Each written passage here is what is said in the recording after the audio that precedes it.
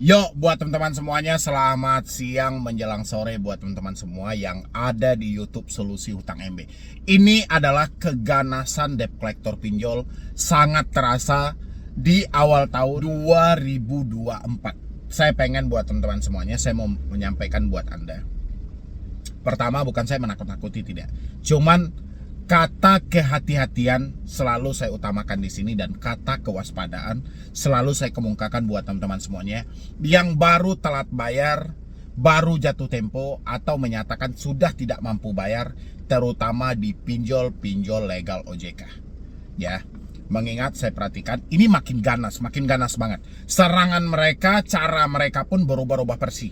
Ya, saya mau terangkan sama Anda, tapi sebelumnya buat teman-teman semuanya yang belum mensupport channel ini, boleh disupport dulu, boleh didukung dulu. Mudah-mudahan dengan supportan dan dukungan Anda, channel ini makin berkembang lagi. Dan saya ucapkan ribuan terima kasih buat teman-teman yang sudah mau meng-share video ini ke media Anda, baik itu di TikTok, di Snack, mau dimanapun terserah. Yang penting bagi saya selalu sampaikan, Anda downloadlah video ini, nggak ada masalah. Anda masukkanlah ke media Anda masing-masing, boleh. Kalau misalnya Anda mau berbagi, saya nggak akan ganggu hal itu. Yang penting Anda sematkan sumber video ini Anda dapat dari mana, dan habis itu jangan dipotong-potong. Kayak di TikTok saya banyak kali menemukan, di Snack banyak kali menemukan, untuk kepentingan lain. Saya konfirmasi buat teman-teman semuanya, saya tidak pernah mengajak orang untuk pinjol kembali. Anda boleh lihat jejak video saya semuanya, dari awal saya masuk ke YouTube sampai detik ini, saya anti yang namanya pinjaman online. Yang saya bagikan di sini adalah pengalaman saya, dan habis itu cara pandang saya di balik tekanan dan ancaman yang Anda alami hari ini. Saya berupaya untuk menyumbang cara berpikir saya, mudah-mudahan ini bisa membantu. Dan untuk teman-teman di luar sana yang mempunyai kepentingan lain dan Anda sengaja mengambil video saya untuk kepentingan Anda dengan dalih menyebutkan nama admin Solusi Hutang atau Medibroni, atau cara Medibroni untuk menghapus data dan segala macam, saya tidak pernah menawarkan jasa apapun kepada orang-orang di luar sana. Baik itu mengajarkan Anda minjol kembali, menghapus data, backup data, saya tidak membuka jasa itu. Ya, itu dikonfirmasi buat teman-teman semuanya dengan jelas. Katanya itu begitu saya cek, Anda transfernya ke rekening mana, ternyata saya nggak tahu nama rekeningnya siapa. Saya cuman ada di satu nomor di YouTube ini, itu nomornya yang selalu terpajang di video-video di dalam deskripsi.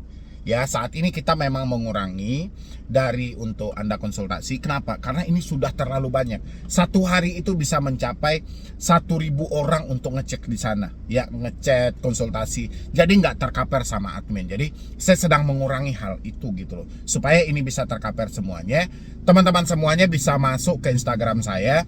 Untuk yang DM saya untuk konsultasi, itu nama Instagram saya ada terpajang di pojok kiri bawah kalau Anda sedang nonton. Kalau saya sih di pojok kanan bawah saya. Itu sudah saya jelaskan di sana. Ya, nanti kita bisa konsultasi di situ melalui Instagram. Tapi ingat, Anda sebelum meng-DM saya, jangan lupa untuk di-follow dulu supaya kita tahu mana orang yang benar-benar butuh bantuan dan mana yang tidak. Silahkan. Oke, hati-hati keganasan debt collector pinjol. Saya perhatikan makin ke sini, debt collector pinjol makin berupaya menciptakan beberapa trik-trik mereka dalam melakukan penagihan. Bahkan trik mereka itu sangat luar biasa banget. Ya, sampai pinjol legal, ya yang legal. Kenapa saya tahu itu pinjol legal? Karena pinjol legal ini selalu kalau dia menggunakan nada ancaman tidak pernah menyebutkan nama aplikasi. Sementara yang ilegal selalu menyebutkan nama aplikasi. Ilegal nggak peduli gitu loh. Tapi kalau pinjol legal, dia tidak mau menampilkan wujud mereka. Dia nggak mau sama sekali gitu loh. Jadi pinjol legal ini saya akan ular kepala dua nih. Di satu sisi dia menunjukkan SOP kepada OJK bahwasanya mereka menagih dengan SOP. Di sisi lain mereka tidak menyebutkan nama aplikasi tapi melakukan pengancaman dan penekanan terhadap teman-teman semuanya. Ini perlu diwaspadai. Ya, saya sampaikan buat teman-teman semuanya, ini perlu diwaspadai. Tapi ingat, ini ingat banget gitu loh. Padahal ini sudah berulang kali saya sampaikan, ingat banget. Satu-satunya yang menjadi kekuatan dari si DC ini untuk melakukan segala tekanan dalam persi penagihan tidak terlepas dari handphone Anda. Ya, Anda perhatikanlah selama ini, mau kemanapun arahnya, dia melakukan penekanan via email. Dia mengancam proses hukum via email. Ngirim somasi via email. Dia ngancam foto orang dalam mobil via WhatsApp. Dia kirimkan orang dalam perjalanan via WhatsApp. Dia membinatang-binatangkan Anda via SMS. Dia mencaci maki Anda via telepon. Tidak pernah terlepas dari yang namanya komunikasi Anda.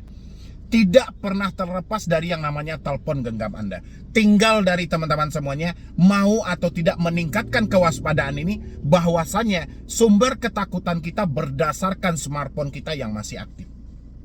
Ya, banyak di luar sana orang yang mengarahkan, kalau bisa broadcast ke semua kontak. Ketika Anda telat bayar, kasih tahu ke semua kontak Anda dengan dalih seperti ini. Mohon maaf, saya sedang terjebak di pinjaman online. Kalau ada yang menelpon SMS atas nama saya, tolong diabaikan. Nggak bisa kita kontrol orang seperti itu.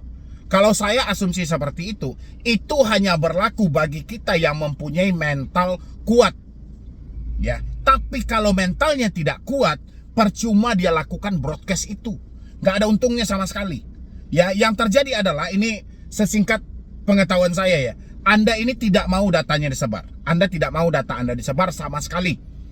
Ya kan? Tiba-tiba dengan sadar Anda membroadcast semua kontak Anda. Berarti Anda yang menyebarkan data Anda. Padahal kita tahu belum tentu ke semua kontak kita akan dihubungi. Tapi karena ketakutan yang ada, kita sudah memberitahu dahulu rahasia pribadi kita. Jadi saya sarankan buat teman-teman semuanya, terkhusus buat mentalnya yang masih kuat, silahkan. Anda mau ngambil cara-cara yang seperti apa, silahkan. Mau broadcast, bikin di status WA, terserah. Kalau mental Anda masih kuat. Tapi kalau mental Anda tidak kuat, ingat, saya bilangin, semuanya ada di sini. Pengancaman, penekanan, intimidasi, teroran, sebar data, ucapannya melalui ini. Nggak pernah dia ngucapin sama Anda melalui surat. Dia kirimkan surat kepada Anda, kami akan nyebarkan data Anda. Ya, ada nggak DC bilangin kayak gitu? Dia kirimin surat melalui pos. Dia sampaikan sama Anda, kalau Anda tidak melakukan pembayaran, saya sebarkan data Anda via surat, tulisan tangan, ya, atau diketik. Ada? Enggak kan? Yang ada itu melalui handphone. Semuanya bertiang ke komunikasi ini. Makanya saya bilangin, satu-satunya kekuatan yang dipunya oleh pinjaman online adalah handphone. Tapi kita bisa membatasi hal itu supaya tidak terjadi. Makanya dari teman-teman semuanya, ini perlu Anda maksimalkan. Anda maksimalkan soal ancaman, soal tekanan. Anda perlu prepare lebih jelas lagi, lebih detail lagi. Ya, jangan Anda nikmati soal ancaman ini, tanya ke diri Anda. Anda ketakutan menerima telepon? Anda kecemasan melihat WhatsApp? Anda ngeri-ngeri sedap melihat email? Berarti putus komunikasi yang 3 itu. Sumbernya ada di sini.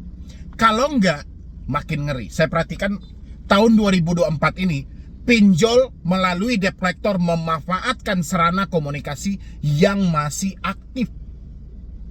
Ya, dia manfaatkan. Jadi kalau ada nomor telepon Anda masih aktif, sebisa mungkin ya, dia coba lakukan trik di sana. Dia bikinkan Anda drama, dia bikinkan Anda skenario.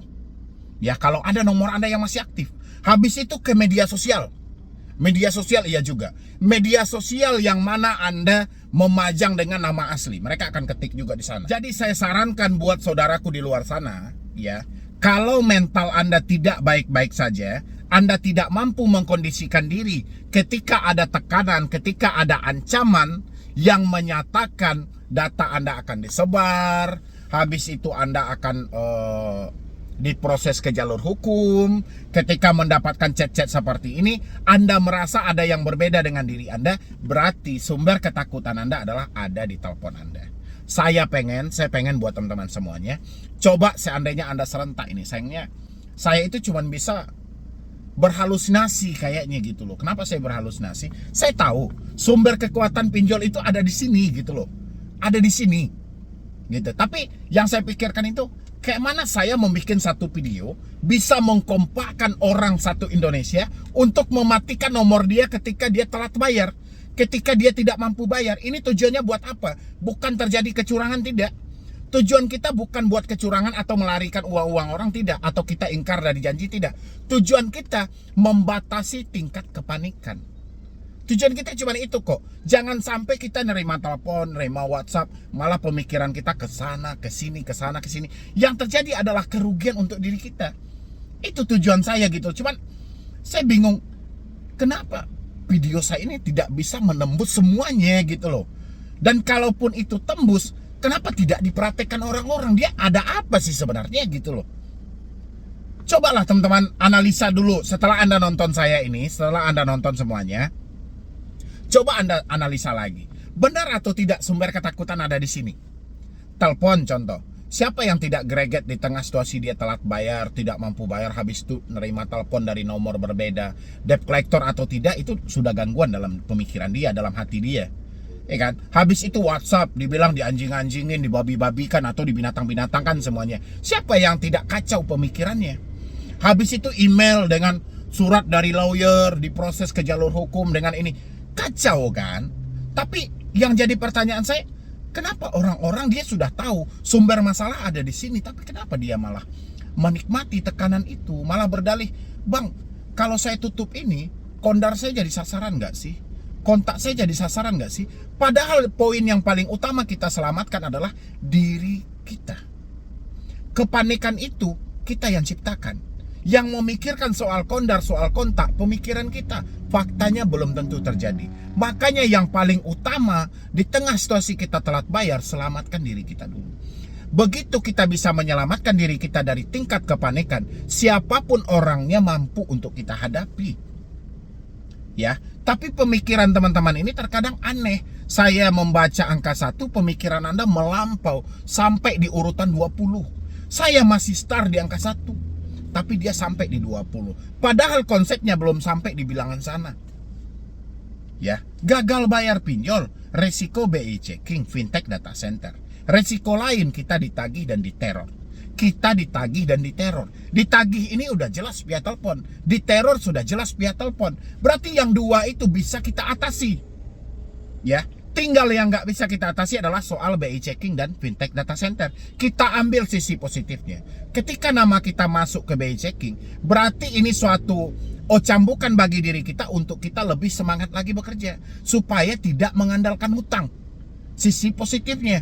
Kalau sisi negatifnya, memang kedepannya kita nggak bisa lagi untuk berhutang. Kedepannya sulit mencari pinjaman-pinjaman di bank-bank konvensional. Nggak ada masalah. Berarti ada saatnya kita memanfaatkan hak penghasilan kita dengan dalih hemat pangkal kaya, boros pangkal miskin. Berarti berhemat dong ketika kita menginginkan sesuatu. Itu positifnya. Benar gak sih? Coba teman-teman analisa. Makanya saya sampaikan buat teman-teman semuanya, jangan sampai saya kecolongan lagi di tahun ini. Ada yang mengakhiri hidup, kabur dari rumah, tapi kenalilah konsepnya. Konsep yang sebenarnya adalah pinjol melalui debt collector memang makin ngeri. Tapi kengerian mereka tidak terlepas dari cara mereka menagih via telepon, menagih via WhatsApp, menagih via SMS dan email. Tinggal Anda kondisikan aja poin-poin yang itu. Insya Allah galbay dimanapun pasti aman. Ya, mungkin dari saya cuma itu aja buat teman-teman semuanya. Mudah-mudahan ini bisa membantu meringankan pemikiran dari teman-teman semuanya, terutama yang baru telat bayar, baru jatuh tempo atau gagal bayar. Yang penting jangan gali lubang tutup lubang lagi. Ya, dan jangan lupa juga dikasih tahu saya informasi sejak berlakunya COJK 2019. Ya, COJK 2023, mohon maaf, COJK 2023 yang diberlakukan awal Januari 2024. Ada nggak kira-kira teman-teman yang sudah meminjam lebih dari 3 aplikasi pinjol legal? Kalau ada, kasih tahu saya di kolom komentar. Ya, jadi sekian dulu dari saya, Medi Bro nih. Wassalam.